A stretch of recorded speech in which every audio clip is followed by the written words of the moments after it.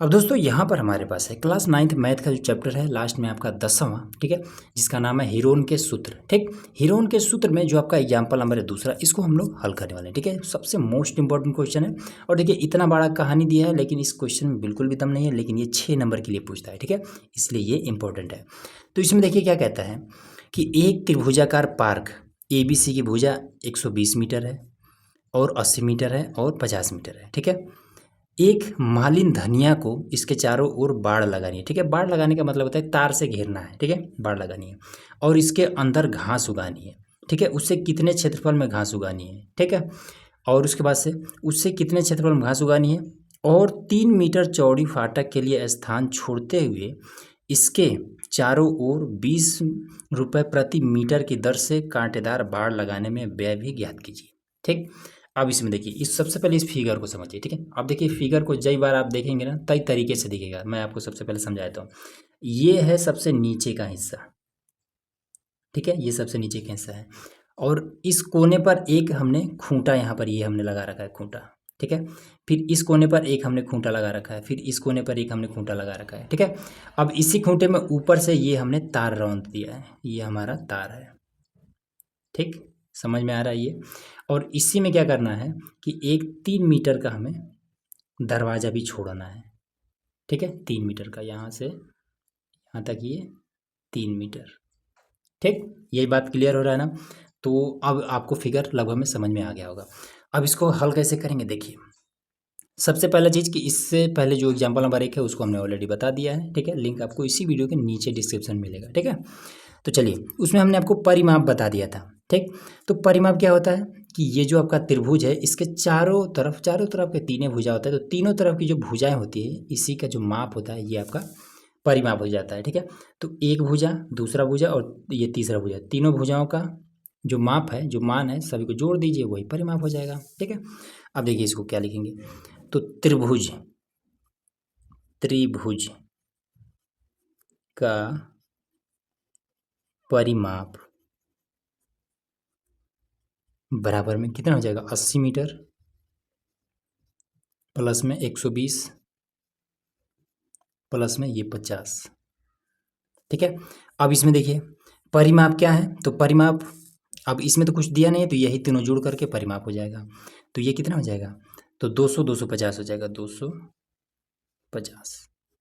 ये निकाल गया आपका परिमाप। ठीक है, अब इसके बाद से क्या करेंगे, तो चलिए अब यहाँ तक इतना हो गया। ठीक है, अब इसके बाद से क्या करते हैं कि फॉर्मूला सबसे पहले लिख लेते हैं। ठीक है, फॉर्मूला जब आपको पता रहेगा तब आपको समझ में आएगा कि और क्या क्या बाकी है इसमें से निकालने के लिए। ठीक है, तो ये जो त्रिभुजाकार एरिया है इसके अंदर का जब मान निकालना हो तो उसके लिए इसमें क्या है, हीरोन ने एक फॉर्मूला दिया था। ठीक है, फॉर्मूला क्या था कि जब त्रिभुज का क्षेत्रफल आपको निकालना हो तब फॉर्मूला हम यूज करते हैं क्या कि एस माइनस का ए, एस माइनस का बी और एस माइनस का सी, ये वाला। ठीक है, अब बात आती है कि एस क्या है। तो एस क्या होता है, परिमाप का आधा होता है। ठीक है, एस जो होता है ये हमारा अर्ध परिमाप होता है। अर्ध परिमाप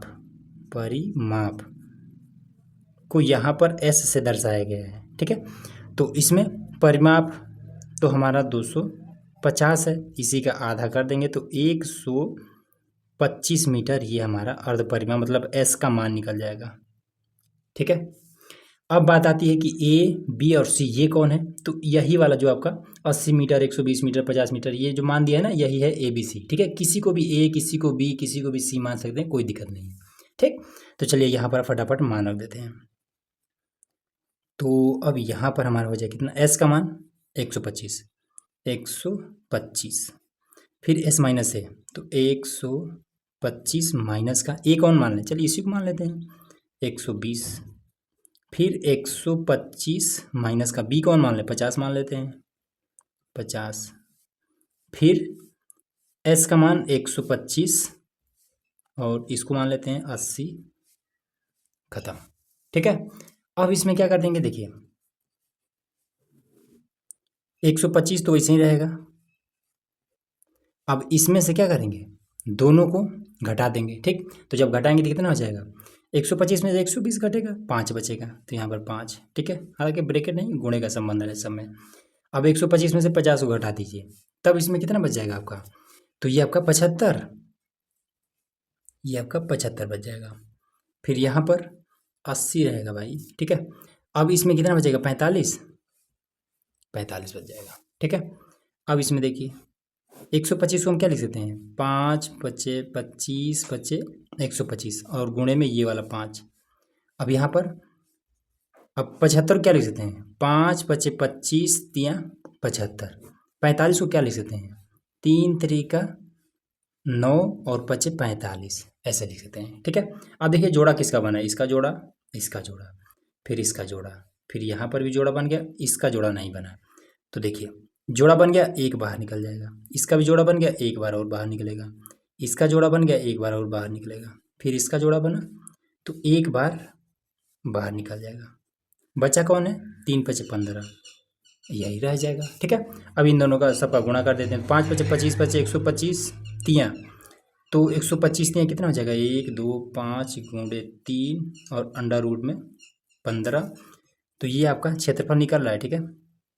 तो 3 5 15 का 5, 3 दूना 6 और 1 7, 3 1 9 3 और अंडर रूट में 15, ठीक है। ये क्या था, मीटर में था, तो यहाँ पर मीटर स्क्वायर हो जाएगा। बस यही आपका आंसर, क्लियर, ठीक है। ऐसे तो अब इसमें देखिए एरिया, इसका क्षेत्रफल कितना था ये हमने निकाल दिया, ठीक है। अब इसमें क्या पूछ रहा है, अब कह रहा है कि 3 मीटर। अब इसमें देखिए कि कहाँ गया, इसके चारों ओर बाड़ लगानी है, ठीक है। बाड़ मतलब कि इसका तार घेरना है, तो यही हमने तार घेर रखा है, ठीक है। ये हमने तार इस तरीके से ये घेर रखा है, ठीक है। अब इसमें क्या करना है कि 3 मीटर यहाँ पर नहीं घेरना है, ठीक है। ये इतना तार हमें नहीं घेरना है। अब बाकी ये जो इतना तार है कितना लंबा है ये हमें बताना है, ठीक है, कितने मीटर का है। और 1 मीटर का जो तार मिल रहा है वो 20 रुपये का मिल रहा है, तो उस हिसाब से टोटल कितना रुपया का तार लगेगा ये हमें बताना है, ठीक है। तो देखिए कैसे करेंगे। तो सबसे बहुत ही बेहतरीन तरीका क्या है, तो इसमें क्या है, ये किनारे किनारे यही हमें नापना है, तो इसको क्या बोलते हैं, इसी को तो परिमाप बोलते हैं। तो यहाँ पर देखिए तो त्रिभुज का परिमाप यहाँ पर दिया हुआ है, ठीक है। तो इसको कुछ नहीं करते हैं। अब त्रिभुज का परिमाप 250 मीटर का है, ठीक है, 250 मीटर। अब इसमें क्या करना है कि 3 मीटर का हमें गेट छोड़ना है, ठीक है, गेट छोड़ना है 3 मीटर का। तो लिखेंगे कि 3 मीटर, 3 मीटर फाटक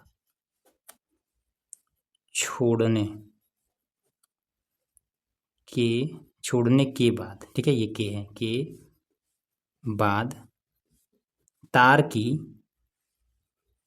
लंबाई, 3 मीटर छोड़ने के बाद से तार की लंबाई, तो 250 मीटर का है माइनस 3 मीटर कर देंगे, तो कितना हो जाएगा, 247 मीटर लंबा हमें तार लगेगा, ठीक है।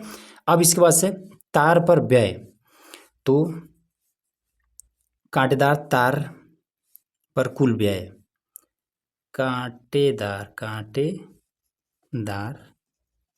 तार पर कुल व्यय कितना हो जाएगा, 247 गुणे 247 मीटर है, ठीक है। तो अब इसमें 1 मीटर का 20 रुपये है, तो 247 मीटर का तो गुणे में 20 हो जाएगा। तो ये कितना हो जाएगा, 2 7 14 का 4, 2 चौका 8 है और 1 9, 2 दूना 4 और ये वाला 0 रुपये, यही इतना रुपये 4940 रुपये लग जाएगा। बस ये इसका फाइनल।